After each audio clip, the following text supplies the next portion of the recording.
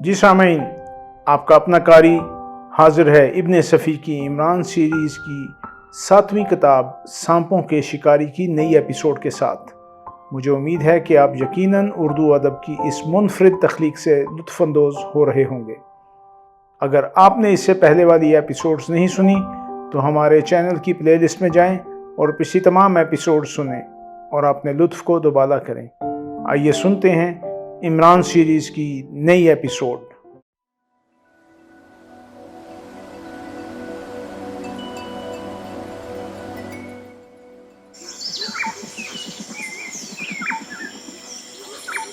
جنگل کی اجاڑ رات کائنات کی رگوں پہ میں سرایت کر گئی تھی۔ شاید 1 بجے کا وقت تھا۔ تاریکی کچھ اور زیادہ گہری ہو گئی تھی۔ مطلع ابر آلود تھا، ورنہ تاروں کی چھاؤں میں دیو پیکر اور فلک آسا درخت اتنے محیب نہ معلوم ہوتے۔ طارق خطرے کی اطلاع مل جانے کے باوجود بھی وہیں تھا جہاں اس نے اپنی پچھلی 2 راتیں گزاری تھی۔ یہاں کی زمین مستاح تھی جس کے چاروں طرف گھنی جھاڑیاں تھیں۔ ایک جگہ پیال کا ڈھیر تھا اور اس پر ایک کمبل بچھا ہوا تھا، یہی اس کا بستر تھا۔ آج یہاں طارق نے آگ بھی روشن کی تھی اور وہ اپنے بستر ہی پر موجود تھا، لیکن سویا نہیں تھا۔ اچانک اس نے ہلکی سی سرسراہٹ سنی، چونک کر اٹھا، چند لمحے آواز کی طرف کان لگائے رہا۔ سرسراہٹ پھر سنائی دی۔ وہ آہستگی سے بستر سے جھاڑیوں میں سرک گیا۔ دوسرے ہی لمحہ میں 2 آدمی اپنے ہاتھوں میں بڑے بڑے کلہاڑے پکڑے ہوئے جھاڑیوں سے کھلی جگہ میں نکل آئے۔ طارق کا بستر خالی تھا۔ ایک طرف الاؤ جل رہا تھا اور اتنی روشنی تھی کہ کرب و جوار کی چیزیں بآسانی نظر آ سکتی تھیں۔ الاؤ کی سرخ روشنی میں ان دونوں کے چہرے حد درجہ بھیانک معلوم ہو رہے تھے۔ اچانک کسی نے پیچھے سے ان دونوں پر حملہ کر دیا۔ ان کے ہاتھوں سے کلہاڑے چھوٹ گئے اور وہ دونوں اچھل کر بھاگے۔ دیکھنا! طارق کی آواز اندھیرے میں گونجی، یہ زندہ نہ جانے پائیں۔ کوئی اندھیرے میں گرا، ایک چیخ ابھری اور پھر سناٹا چھا گیا۔ کئی دوڑتے ہوئے قدموں کی آوازوں سے جنگل گونج رہا تھا۔ تقریباً 10 منٹ کے بعد سیٹی کی آواز سناٹے میں لہرائی۔ دور سے کسی نے اس کا جواب دیا اور پھر سناٹا طاری ہو گیا۔ ناصر! ناصر! طارق کی آواز اندھیرے میں ابھری۔ طارق، میں ہوں، جہاں ہو وہیں ٹھہرو۔ ناصر جلد ہی طارق کے پاس پہنچ گیا۔ کیا ہوا؟ طارق نے پوچھا۔ یار کیا بتاؤں، وہ دونوں صاف نکل گئے۔ خیر پرواہ نہ کرو، طارق بولا، میں نے انہیں پہچان لیا ہے، وہ ٹونی اور بارکر تھے۔ اگر نکل گئے ہیں تو یہ سمجھ لو کہ اب ہمیں ان کی شکلیں کبھی نہ دکھائی دیں گی۔ میں نے یہ آگ اسی لیے روشن کی تھی کہ حملہ آوروں کی شکلیں دیکھ سکوں۔ آؤ واپس چلیں۔ وہ دونوں پھر وہیں آ گئے جہاں آگ روشن تھی، لیکن وہاں قدم رکھتے ہی طارق کے منہ سے ہلکی سی تحیر آمیز چیخ نکلی اور وہ بے تحاشا پیال کے ڈھیر پر ٹوٹ پڑا۔ وہ دونوں ہاتھوں سے پیال اٹھا اٹھا کر ادھر ادھر پھینک رہا تھا۔ جب ساری پیال اپنی جگہ سے ہٹ گئی تو اس کے منہ سے ایک گندی سی گالی نکلی اور وہ بھرائی ہوئی آواز میں دھاڑا، آؤ چوٹ ہو گئی۔ کیا ہوا؟ طارق اسے کوئی جواب دیے بغیر پاگلوں کی طرح ادھر ادھر دوڑنے لگا۔ ناصر بھی اسی کے ساتھ ہی ساتھ بھاگتا پھر رہا تھا۔ پھر وہ دونوں شکاریوں کے کیمپ تک آئے جو ان کی کمین گاہ سے تقریباً 1 میل کے فاصلے پر تھا۔ یہاں 3 خیمے استادہ تھے، لیکن ان پر خاموشی مسلط تھی۔ ان میں سے کسی میں بھی بیداری کے آثار نہیں پائے جاتے تھے۔ آخر تم کیا تلاش کر رہے تھے؟ ناصر نے پوچھا۔ او X539، میری ساری محنت برباد ہو گئی، طارق ہامتا ہوا بولا۔ پھر چند لمحے خاموش رہنے کے بعد کہا، اچھا خیر دیکھا جائے گا، میں دیکھوں گا کہ تیمور کتنا چالاک ہے۔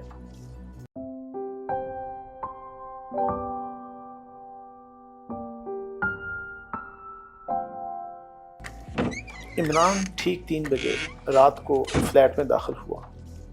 فلیٹ کا دروازہ اندر سے بند نہیں تھا، کمرے میں روشنی تھی اور محکمہ سراغ رسانی کا سپرڈنٹ کیپٹن فیاض ایک آرام کرسی میں پڑا سو رہا تھا۔ عمران نے لکڑی کی وہ چھوٹی سی پیٹی میز پر رکھ دی جسے وہ اپنے ساتھ لایا تھا۔ وہ تھوڑی دیر تک کھڑا فیاض کو گھورتا رہا، پھر آگے بڑھ کر اسے جھنجھوڑنے لگا۔ فیاض بیدار ہوتے ہی اچھل کر کھڑا ہو گیا۔ او فیاض صاحب، یہ کوئی سرائے ہے یا بٹیار خانہ؟ تم اتنی رات گئے یہاں کیا کر رہے تھے؟ تشریف رکھیے عبد المنان صاحب، فیاض نے بڑے تلخ لہجے میں کہا۔ میں اپنا فرض ادا کرنے پر مجبور ہوں۔ فیاض نے جیب سے ہتھکڑیوں کا جوڑا نکال کر میز پر ڈال دیا۔ کیا مطلب؟ مطلب بعد میں پوچھنا، دوستی اپنی جگہ پر ہے لیکن میں اپنا فرض ضرور ادا کروں گا۔ فیاض کا لہجہ حد درجہ خشک تھا۔ ابے کچھ بکو گے بھی یا یوں ہی بور کیے جاؤ گے؟ تمہارا وارنٹ ہے، عبد المنان کا وارنٹ، جو تیمور اینڈ بارٹلے کے یہاں اسسٹنٹ اکاؤنٹنٹ ہے۔ اس کے خلاف 5000 کے غبن کا الزام ہے۔ تیمور اینڈ بارٹلے کے مینیجر نے عبد المنان کی تصویر بھی دی ہے۔ فیاض نے وارنٹ نکال کر عمران کے سامنے رکھ دیا۔ اس پر عمران کا فوٹو بھی چسپاں تھا۔ او میں سمجھا، تو شاید انہیں میری اصلیت معلوم ہو گئی ہے۔ عمران آہستہ سے بڑبڑایا۔ تم مجھے الو نہیں بنا سکتے، فیاض گرج کر بولا۔ بڑے شرم کی بات ہے، یہی تو میں کہتا تھا کہ آخر تمہارا خرچ کہاں سے چلتا ہے؟ کیا بچاؤ کی صورت نہیں؟ عمران نے بے بسی سے کہا۔ ہرگز نہیں، میں بالکل مجبور ہوں۔ فرض ادا کرنے سے پہلے تمہیں میرا قرض ادا کرنا چاہیے۔ میں بے تکی باتیں سننے کے موڈ میں نہیں ہوں۔ میرا خیال ہے کہ تم چپ چاپ میرے ساتھ چلو ورنہ بات بڑھ جائے گی۔ تیمور کہہ رہا تھا کہ وہ اخبارات میں تمہارا فوٹو شائع کرائے گا۔ واہ یار، اس سے بڑھ کر کیا بات ہو سکتی ہے؟ لوگ دیکھیں گے اور کہیں گے کہ یہ شخص صورت سے تو عبد المنان نہیں معلوم ہوتا۔ ویسے فیاض صاحب، میں نے اپنا کھیل اسی وقت ختم کر دیا تھا اور اب تمہاری آنکھیں کھولنے جا رہا ہوں۔ شہر میں پتہ نہیں کیا کیا ہوا کرتا ہے اور تمہارے محکمہ کے کانوں پر جوں تک نہیں ریگتی۔ عمران نے میز سے لکڑی کی وہ پیٹی اٹھائی جسے وہ اپنے ساتھ لایا تھا۔ یہ 1 فٹ لمبی اور تقریباً 9 انچ چوڑی تھی۔ اونچائی زیادہ سے زیادہ 6 انچ رہی ہوگی۔ یہ پیٹی؟ اس نے کہا۔ ٹوکیو سے بصریہ ہوائی ڈاک آئی ہے۔ اس پر تیمور اینڈ بارٹلے کا پتہ تحریر ہے اور یہ نمبر، پتہ نہیں یہ اس چیز کا نمبر ہے یا یہ پیٹی شمار میں اس نمبر کی ہے، X539۔ اب میں اسے کھولنے جا رہا ہوں۔ ہو سکتا ہے وہ غبن کیے ہوئے روپے اسی میں سے برآمد ہو جائیں۔ اس نے جیب سے قلم تراش چاقو نکال کر پیٹی کی کیلیں نکالنی شروع کر دی۔ فیاض کچھ نہ بولا، وہ خاموشی سے اسے دیکھ رہا تھا۔ بار بار ایسے مواقع اسے نصیب ہوئے تھے جب وہ عمران پر چڑھ دوڑا تھا، لیکن بعد میں اسے خفت اٹھانی پڑی تھی۔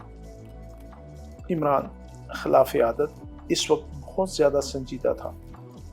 اس نے ساری کیلیں نکال ڈالی اور پھر 2 عدد خوفناک قسم کے پھپکاروں کے ساتھ ڈھکن خود بخود اوپر اٹھتا چلا گیا۔ ارے باپ رے! عمران اچھل کر پیچھے ہٹ گیا اور فیاض نے میز پر چھلانگ لگائی۔ پیٹی میں سیاہ رنگ کے 2 سانپ پھن اٹھائے کھڑے تھے۔ خدا کی قسم عمران، فیاض ہامتا ہوا بولا، تم دیکھنا اپنا حشر۔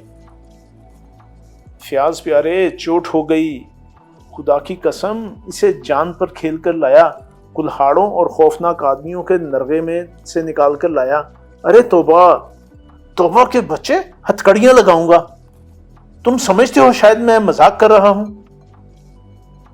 مگر توبہ کا بچہ پہلے ہی باہر نکل چکا تھا۔ فیاض میز سے چھلانگ لگا کر اس کی طرف جھپٹا، لیکن عمران کو پا لینا آسان کام تو نہیں تھا۔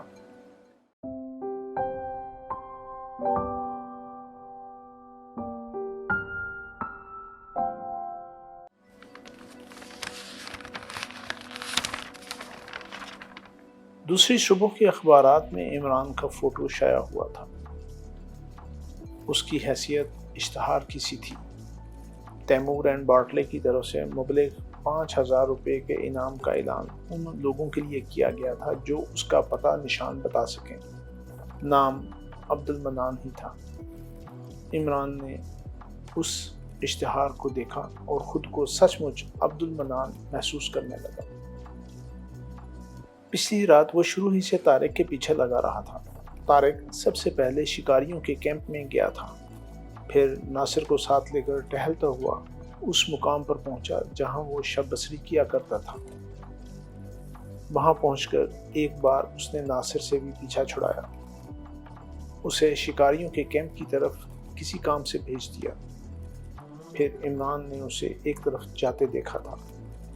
عمران صرف طارق ہی کی نقل و حرکت کی نگرانی کر رہا تھا، لہٰذا وہ بھی اس کے پیچھے چل پڑا تھا۔ بہرحال ایک جگہ رک کر طارق نے کانٹے دار جھاڑیوں کے جھنڈ سے وہ پیٹی نکالی تھی جسے عمران نے نہ جانے کیا سمجھ کر بڑے جوش و خروش کے ساتھ فیاض کے سامنے کھولنے کی کوشش کی تھی، اور نتیجے کے طور پر اس میں سے 2 عدد سانپ برآمد ہوئے تھے۔ طارق نے اس پیٹی کو لا کر پیال کے ڈھیر کے نیچے چھپا دیا تھا اور خود اسی پر کمبل ڈال کر لیٹ گیا تھا۔ پھر جس وقت طارق پر حملہ ہوا، عمران اس پیٹی کو پیال کے ڈھیر کے نیچے سے نکال کر چپ چاپ کھسک گیا۔ طارق اور تیمور کی لڑائی کی وجہ اس کی سمجھ میں نہیں آئی تھی، لیکن ان سانپوں نے اسے بہت کچھ سمجھا دیا تھا۔ اسے یقین تھا کہ وہ پیٹی کسی نہ کسی طرح تیمور ہی کے پاس سے طارق تک پہنچ چکی ہوگی، ورنہ اس میں زندہ سانپوں کی موجودگی سمجھ میں نہیں آ سکتی۔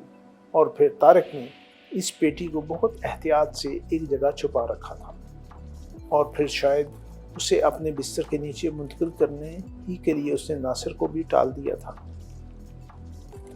اس پیٹی کا راز عمران اس کے متعلق گھنٹوں غور کرتا رہا۔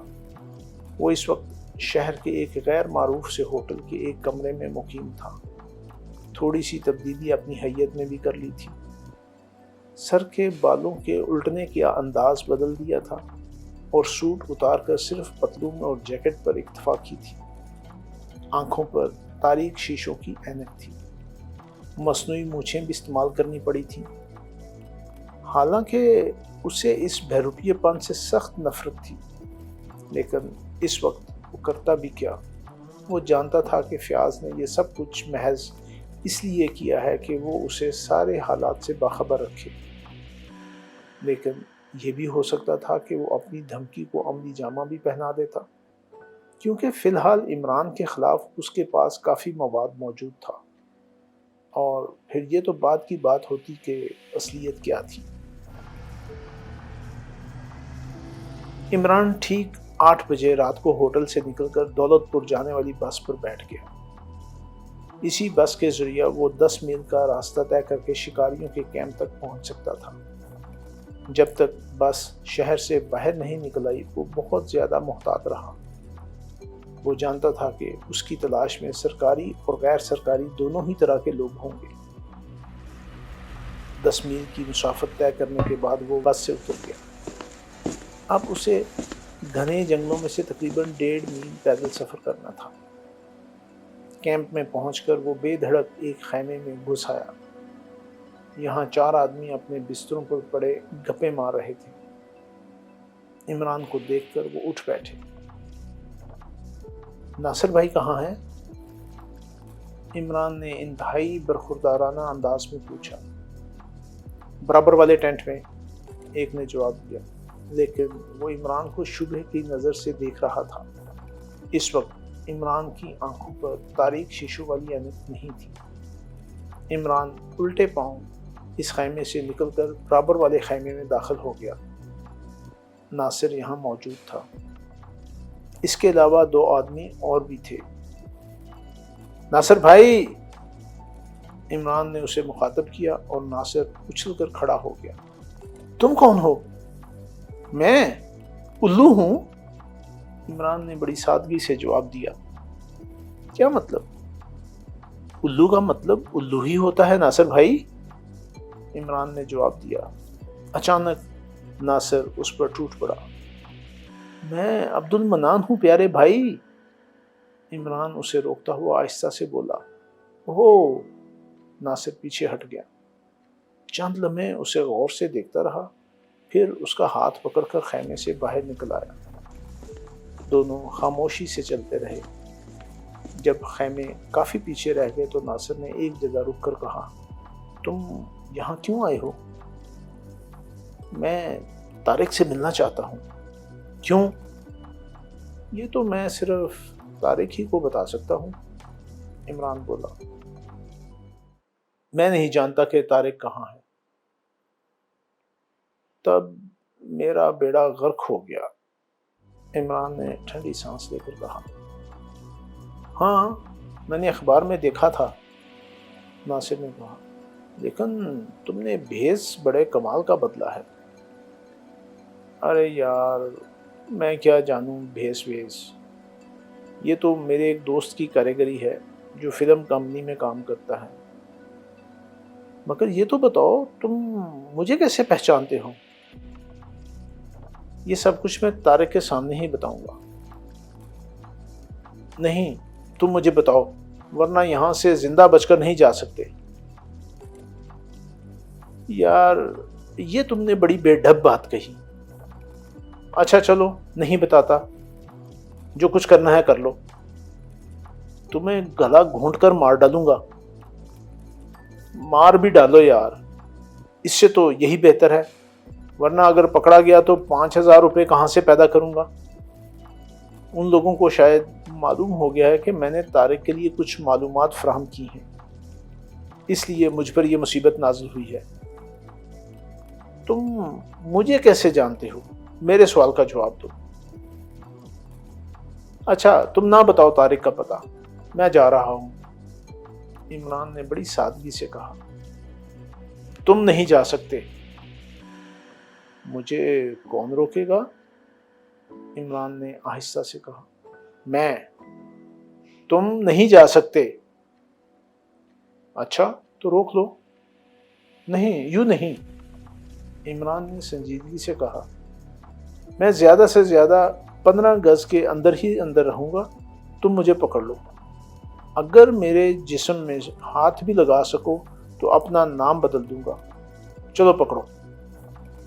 یہ کہہ کر عمران نے ناصر کے سر پر ایک چپت رسید کر دی۔ ناصر جھلا کر اس پر ٹوٹ پڑا۔ وہ دونوں کھلے آسمان کے نیچے تھے اور تاروں کی چھاؤں میں ایک دوسرے کو بخوبی دیکھ سکتے تھے۔ عمران گویا ہوا میں اڑ رہا تھا۔ اپنے وعدے کے مطابق وہ ناصر کے قریب ہی قریب رہا، لیکن وہ کچھ اس انداز میں اچھل کود کر رہا تھا کہ ناصر اسے چھو بھی نہ سکا۔ یہ رہا، یہ آیا، یہ گیا، اور یہ پڑی چپت۔ عمران نے اس کے سر پر چپت رسید کی اور متواتر بکواس کرتا رہا۔ یہ آیا، یہ گیا، یہ رہا، پھر لو چپت۔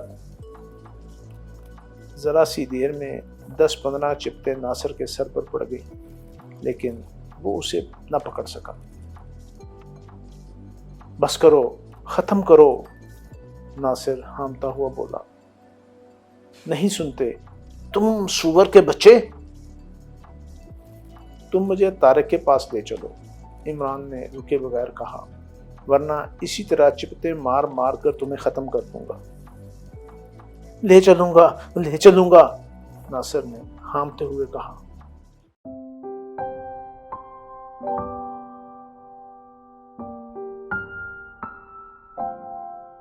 آج طارق نے دوسری جگہ ٹھکانہ بنایا تھا۔ یہ ایک غار سا تھا اور اس کے اوپر کئی درختوں کی گھنی شاخیں جھکی ہوئی تھی۔ اندر اتنی جگہ تھی کہ 3-4 آدمی بآسانی رات بسر کر سکتے تھے۔ طارق قریب 3 یا 4 منٹ سے عمران کو گھور رہا تھا، اور عمران اس طرح سر جھکائے بیٹھا تھا جیسے کوئی فکر مند باپ اپنے بچوں کے درمیان بیٹھا ہو، ان کے مستقبل کے بارے میں سوچ رہا ہو۔ ناصر باہر نکلنے کے راستے کے سرے پر کھڑا تھا۔ دفتن طارق بولا، پہلے میں تمہیں بے وقوف سمجھتا تھا، لیکن اب میں تمہاری طرف سے مطمئن نہیں ہوں، اور میری بے اطمینانی کا مطلب تو تم سمجھتے ہی ہوگے۔ مجھے بتاؤ کہ تم نے ناصر کو کیسے پہچان لیا تھا؟ تم اسے کیا جانو؟ مجھے جولیا نے بتایا تھا کہ ناصر تمہارا گہرا دوست ہے۔ بس اتنا ہی نا؟ تم نے یہ کیسے جانا کہ یہی ناصر ہے؟ اس لیے کہ ان کی ناک کافی لمبی ہے اور ناک کے سوراخ بہت بڑے بڑے ہیں۔ ایسی ناک والا ہر آدمی مجھے ناصر معلوم ہوتا ہے۔ میرا وقت نہ برباد کرو، تم مجھے الو نہیں بنا سکتے، اور تم مجھے یوں ہی الو بناتے چلے جاؤ گے۔ طارق صاحب، تم نے میرا کیریئر برباد کر دیا، میں چوروں کی طرح منہ چھپائے پھر رہا ہوں۔ تمہیں یہاں کس نے بھیجا ہے؟ طارق نے سخت لہجے میں پوچھا۔ اللہ میاں نے بھیجا ہے، اب کہو۔ کیا تم یہ سمجھتے ہو کہ یہاں سے زندہ نکل سکو گے؟ اچھا جی، عمران ناک چڑھا کر بولا، کیا تمہارا دل بھی چپتیں کھانے کو چاہ رہا ہے؟ طارق سلما ہوں، میں آدمی نہیں بلکہ بھوت ہوں۔ میرے جاننے والے مجھے اسی نام سے یاد کیا کرتے ہیں۔ یہ غار تم دونوں کا مقبرہ بن جائے گا، اور میں تمہیں یقین دلاتا ہوں کہ اپنے دونوں ہاتھوں کے علاوہ اور کچھ نہیں استعمال کروں گا۔ طارق شدید غصے کے باوجود بھی ہنس پڑا۔ اسے اپنی طاقت پر بڑا گھمنڈ تھا۔ اسے عمران کی یہ بات ایسی لگی جیسے کوئی مچھر کسی ہاتھی کو چیلنج کر رہا ہو۔ تم ہنس رہے ہو طارق؟ عمران بولا، لیکن میرے پاس زیادہ وقت نہیں۔ مجھے آج ہی رات کو 5,000 روپے مہیا کرنے ہیں، اور اس کے لیے میں تیمور ہی کی تجوری توڑنے کا ارادہ رکھتا ہوں۔ وہ بھی کیا یاد کرے گا کہ کس غریب کو ستایا تھا۔ تم نے ابھی تک میری بات کا جواب نہیں دیا۔ تم ناصر کو کیسے پہچان گئے تھے؟ لا حول ولا قوت، اب پھر وہی ناصر؟ اچھا، میں قسم کھاتا ہوں کہ میں نے ناصر کو قطعی نہیں پہچانا تھا۔ پہلے ایک دوسرے ٹینٹ میں جا گھسا تھا، وہاں معلوم ہوا کہ ناصر برابر والے ٹینٹ میں ہے۔ دوسرے ٹینٹ میں پہنچ کر میں نے صرف ناصر کا نام لیا تھا، اس کی طرف دیکھ کر خاص طور سے اسی کو مخاطب نہیں کیا تھا۔ یہ حضرت اپنا نام سنتے ہی اچھل پڑے، اور میں سمجھ گیا کہ ناصر یہی ہے۔ میں اب بھی مطمئن نہیں ہو سکا، طارق نے گردن جھٹک کر کہا۔ تب پھر ایک ہی صورت رہ جاتی ہے، عمران نے ٹھنڈی سانس لے کر مایوسانہ انداز میں کہا، وہ یہ کہ ہم دونوں سر لڑائیں۔ اگر میرا سر پھٹ جائے تو میں جھوٹا، اگر تمہارا سر پھٹ جائے تو ہم دونوں الو کے پٹھے۔ طارق پھر خاموش ہو کر اسے گھورنے لگا۔ تم میرے پاس کیوں آئے ہو؟ اس نے تھوڑی دیر بعد پوچھا۔ محض یہ معلوم کرنے کے لیے کہ تم مجھے تیمور کے گھر کا نقشہ سمجھا سکو گے یا نہیں۔ اتنا تو مجھے معلوم ہے کہ اس کی تجوری اس کے خوابگاہ میں ٹھیک اس کے سرہانے رکھی رہتی ہے۔ تو تم سچ مچ اس کی تجوری توڑو گے؟ طارق میں جھوٹ بہت کم بولتا ہوں۔ میں تمہیں اس کی رائے نہ دوں گا کہ تم اس کی تجوری میں ہاتھ بھی لگاؤ۔ میں رائے لینے نہیں آیا طارق صاحب، عمران نے ناخوشگوار لہجے میں کہا۔ میرا نام عبد المنان ہے، جو کچھ سوچتا ہوں کر ڈالتا ہوں۔ ویسے میں نے ابھی تک شادی کرنے کے متعلق نہیں سوچا۔ میری بات تو سنو، تمہیں صرف 5,000 روپے چاہیے نا، وہ میں تمہیں دے دوں گا۔ تم مجھے 5,000 روپے دو گے؟ عمران نے مضحکہ اڑانے والے انداز میں کہکا لگا کر کہا۔ یقیناً دے سکتا ہوں، میرے لیے یہ کوئی ایسی بڑی بات نہیں ہے۔ اسی لیے غاروں میں اور جھاڑیوں میں چھپتے پھر رہے ہو؟ عمران پھر ہنس پڑا اور طارق کو ایک دم اس پر غصہ آ گیا، لیکن وہ خاموشی سے اپنی جگہ پر بیٹھا رہا۔ اس کی تیزی اور عقابی نظریں عمران کو تول رہی تھیں۔ میں نہیں سمجھ سکتا کہ تم کیا بلا ہو، اس نے کچھ دیر بعد کہا۔ نہ سمجھو تو بہتر ہے، عمران لاپرواہی سے بولا۔ نہ جانے کتنے یہ حسرت لیے ہوئے دنیا سے چلے گئے۔ سمجھوتے کی بات کرو اور مجھے اپنے متعلق بتاؤ، طارق نے نرم لہجے میں کہا۔ ہم دونوں کو چاہیے کہ ایک دوسرے کو سمجھنے کی کوشش کریں، اس کے بغیر ہم ایک دوسرے کے قریب نہیں ہو سکتے۔ عمران اسے اس انداز میں دیکھنے لگا جیسے وہ طارق کے ان جملوں میں صداقت تلاش کر رہا ہو۔ لیکن اگر تم نے اس کے باوجود بھی مجھے دھوکہ دیا تو میں کس سے فریاد کروں گا؟ اس نے تھوڑی دیر بعد کہا۔ میں دھوکہ کس طرح دوں گا؟ یہی کہ اگر تم نے میرے حالات سے پولیس کو باخبر کر دیا تو؟ طارق ہنسنے لگا، پھر بولا، بھلا مجھے پولیس سے کیا سروکار؟ میرا اپنا پیشہ بھی تو قانون کی گرفت میں آتا ہے، میں باعزت تو نہیں۔ تمہارا پیشہ؟ عمران نے حیرت سے کہا۔ میں نہیں سمجھا۔ ہاں، پولیس میری دوست نہیں ہو سکتی یار، جب تم خود بھی نہیں کھلتے تو مجھے پاگل کتے نے کاٹا ہے۔ میں ڈاکے ڈالتا ہوں، اب سمجھے؟ سمجھ گیا، اور میں بھی ڈاکے تو خیر نہیں ڈالتا، لیکن تجوری توڑنے میں اپنا جواب نہیں رکھتا، اور ہاتھ کی صفائی ایسی کہ دن دہاڑے بیچ بازار سے ہاتھی غائب کر دوں اور کسی کو خبر تک نہ ہو۔ یہ بات؟ طارق آنکھیں پھاڑ کر بولا، لیکن اس کے لہجے سے ابھی تک بے یقینی مترشح ہو رہی تھی۔ ہاں دوست، یہی بات ہے۔ مجھے کیسے یقین آئے؟ یقین؟ اچھا تو سنو، جس وقت ناصر پر چپتیں پڑ رہی تھیں اسی وقت اس کے کوٹ کی اندرونی جیب سے اس کا پرس نکل کر میری جیب میں آ گیا تھا۔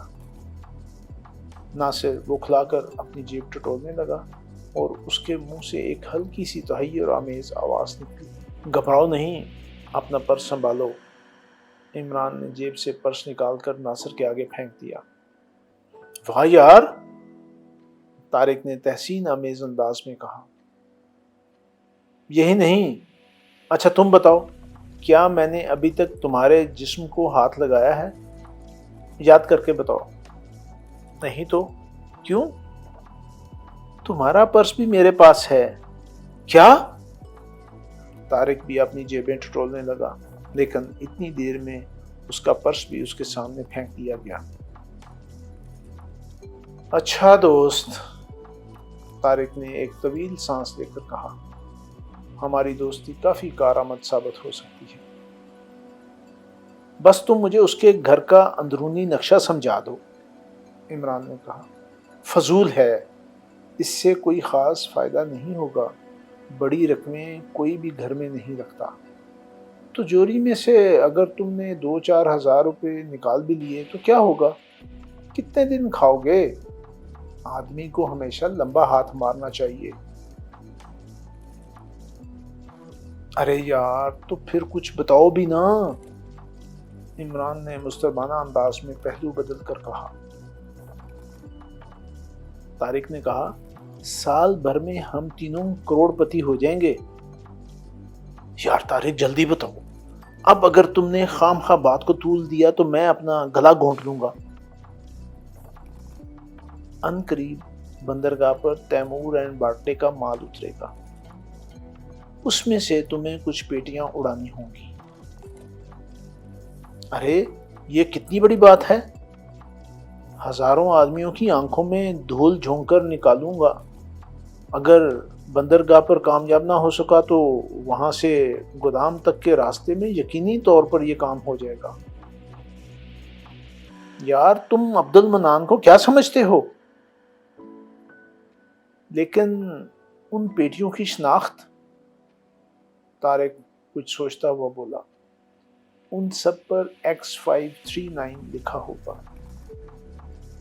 ہاں ذرا ایک منٹ، عمران جیب سے اپنی نوٹ بک اور پینسل نکالتا ہوا بولا، نمبر لکھ لوں؟ ہاں کیا X39 نہیں، X539۔ بس تو سمجھ لو کہ پیٹیاں غائب ہو گئیں، عمران نوٹ بک اور پینسل جیب میں ڈالتا ہوا بولا۔ مگر ان پیٹیوں میں ہوگا کیا؟ ان میں سانپوں کی کھالیں نہیں ہوں گی۔ اچھا تو پھر کیا زندہ سانپ ہوں گے؟ عمران نے پوچھا۔ نہیں یار یہ ابھی نہ پوچھو، بس انہیں اڑا لاؤ، پھر ہم دیکھیں گے کہ ان میں کیا ہے۔ یعنی تمہیں بھی کچھ معلوم نہیں ہے؟ ہاں یہی سمجھ لو۔ تم بتانا نہیں چاہتے، عمران نے کہا۔ خیر نہ بتاؤ، میں اپنے دوستوں پر ہمیشہ اعتماد کرتا ہوں، مجھے یقین ہے کہ تم نہ جانتے ہوگے، لیکن کسی نہ کسی چیز کا شبہ ضرور ہوگا۔ کیوں، کیا غلط کہہ رہا ہوں؟ بہت کچھ ہو سکتا ہے بھائی عبد المنان، غیر قانونی طور پر برآمد کی ہوئی کوئی بھی چیز، میرا مطلب یہ ہے کہ کوئی بھی قیمتی چیز، سونا، جواہرات، مگر یہ طریقہ خطرناک ہے۔ اگر وہ بیٹیاں گم ہو جائیں تو؟ ٹھیک ہے، اسے بس ایک طرح کا جوا سمجھ لو۔ وہ پیٹیاں ایسی کمپنیوں کی طرف سے بھیجی جاتی ہیں جو سانپ کی کھالوں کی تجارت کرتی ہیں۔ بھلا کون سوچ سکتا ہے کہ کوئی قیمتی چیز اتنی لاپرواہی سے بھی بھیجی جا سکتی ہے؟ مگر تمہارے بیان سے ثابت ہوتا ہے کہ ان نمبروں کے علاوہ اور بھی مختلف نمبروں کی پیٹیاں ہوتی ہوں گی، جن میں سے مجھے صرف X539 نمبر کی پیٹیاں غائب کرنی ہوں گی۔ یقیناً تمہیں وہاں مختلف نمبروں کی پیٹیاں ملیں گی۔ یہ نمبر دراصل کھالوں کی اقسام کے ہوتے ہیں۔ لیکن تمہیں کیسے معلوم ہوا کہ وہی پیٹیاں گھپلے والی ہیں جن پر X539 لکھا ہوا ہوتا ہے؟ تم خام خواہ بحث نکال بیٹھے ہو، طارق بڑبڑایا۔ کچھ اور نہ سمجھنا پیارے، عمران جلدی سے بولا، میں صرف اپنا اطمینان کرنا چاہتا ہوں، کہیں ایسا نہ ہو کہ میں سانپوں کی کھالیں ڈھونڈتا رہ جاؤں، مجھے بڑی کفت ہوگی۔ بات یہ ہے کہ X539 نمبر کی پیٹیاں کبھی گودام میں نہیں جاتی، تیمور اور اس کا مینیجر خاص طور سے ان کی نگرانی کرتے ہیں، اور کسی کو پتہ نہیں چلتے پاتا کہ وہ پیٹیاں کہاں گئیں۔ اوہو، عمران نے کہا، بس مجھے یقین آ گیا، ان میں ضرور گھپلا ہے۔ اچھا پیارے، بس تم مجھے ایک دن پہلے بتا دینا کہ کب مال اترے گا۔ کچھ دیر کے لیے وہ خاموش ہو گئے، پھر طارق نے ناصر سے کہا، یار ذرا وہ اس کاچ کی بوتل تو نکالنا، اس دوستی کی خوشی میں کچھ ہو جائے۔ بس دوست مجھے تو معاف ہی رکھو، عمران نے کہا۔ کیوں؟ طارق اور ناصر ایک ساتھ بولے۔ استاد نے ہمیں یہ سکھایا ہی نہیں۔ ان کا قول تھا کہ جس دن عورت یا شراب کے نزدیک بھی گئے اسی دن گردن پھنس جائے گی۔ یہ سب تو صرف شریف آدمیوں کے مشاغل ہیں۔ گہرے ہو یار، طارق اس کے شانے پر ہاتھ مار کر بولا۔ مگر پھر وہ جولیا کا قصہ؟ اس پر عمران نے بڑے زور سے کہکا لگایا۔ وہ کافی دیر تک ہنستے رہنے کے بعد بولا، وہ سب بنڈل تھا۔ تم مجھے اپنے کام کے آدمی معلوم ہوئے تھے، اس لیے میں تم سے بے تکلف ہونا چاہتا تھا۔ کمال ہے، طارق اسے تحسین آمیز نظروں سے دیکھتا ہوا بولا۔ صورت سے بالکل بیوقوف معلوم ہوتے ہو، اور یہی تمہارے اونچے ہونے کی دلیل ہے۔ کہیں مجھے تمہاری شاگردی نہ اختیار کرنی پڑے۔ ارے بھلا یہ ہیچ مندان عبد المنان کس قابل ہے؟ واقعی تم کس قابل ہو؟ KISS کس قابل؟ طارق ہنس کر بولا۔